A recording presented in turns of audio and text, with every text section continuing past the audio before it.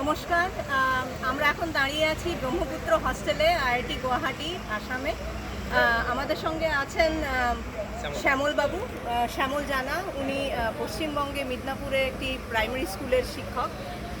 উনি আমাদের এখানে এসেছেন আজকে একটি খুব মহান অভিপ্রায় নিয়ে। ওনার ইচ্ছে, ওনার স্বপ্ন যে উনি বটগাছ রোপণ করবেন। তো এই কাজ উনি অনেক দিন ধরেই করছেন এবং এই যে সাথে আপনি দেখছেন এই গ্রিন কার উনি নিয়ে আসেন সঙ্গে, সাথে বটগাছের চারা এই নিয়ে উনি এখন ওনার মিশন 7টা নর্থ ইস্টার্ন স্টেটস এবং 5টা নেবারিং কান্ট্রিতে উনি গিয়ে এই বটের বৃক্ষ রোপণ করবেন। এটা ওনার স্বপ্ন। আজকে আমরা এখানে 2-3টে গাছ লাগালাম, বটের গাছ, এবং এটা ওনার 701তম গাছ, 701 থেকে 703। আমরা সত্যি ওনার এই প্যাশন দেখে সত্যি অভিভূত যে উনি ওনার যে স্কুলের ছুটির সময়, সেই সময় উনি এই কাজ করে ঘুরছেন।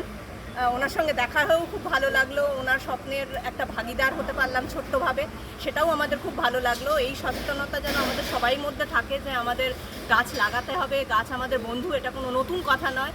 সবসময় পাঠ্যপুস্তকে আমরা পড়ে থাকি, সব জায়গায় গম্ভীর গম্ভীর আলোচনা হয় এই নিয়ে, কিন্তু এরকম মানুষ যারা সত্যি এই জিনিসটাকে করছেন, একটা স্বপ্ন থেকে সেটাকে রিয়ালিটিতে নিয়ে যাচ্ছেন, এরকম মানুষ সচরাচর চোখে পড়ে না।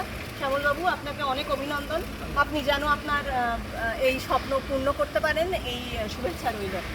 আমারও একই কথা রইল যে শ্যামলবাবুর স্বপ্নটা সত্যি হোক এবং সত্যি গাছের মতো বড় বন্ধু তো আর হতে পারে না। সুতরাং আপনি আপনার স্বপ্ন পুরোটাই হোক, এই আশা কামনা রাখি। অনেক থ্যাংক ইউ আপনাকে, ধন্যবাদ।